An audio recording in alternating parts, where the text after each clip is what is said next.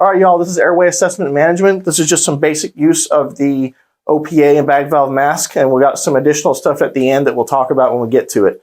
So the first thing you're going to have a patient or a mannequin, and they're going to advise you that the patient is pulsatile but apneic and they're not breathing. So first thing we need to do is head tilt jaw lift, open the mouth, make sure verify your pulse, check for breathing. There's no breathing.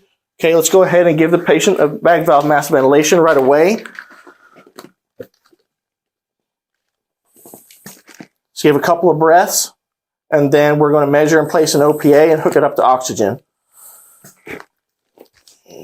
Measuring.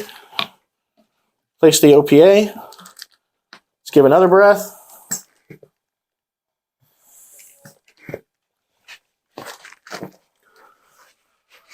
Oxygen hooked up to at least 15 liters per minute.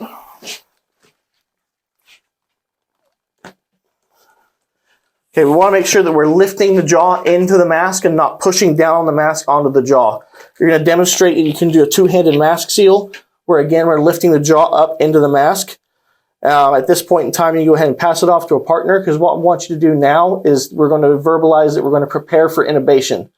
One new thing that we're trying to do with our escalating airway algorithm is that we're going to start placing a nasal cannula on the patient whenever we're intubating. So throughout the intubation, the patient's going to have a nasal cannula blowing at 15 liters per minute. So you are going to have a secondary oxygen source for that. So we have a partner go ahead and take over that, and they're going to be bagging the patient at that time. We'll go ahead and put our nasal cannula on our patient.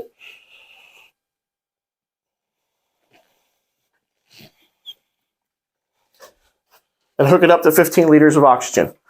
Resume bagging the patient.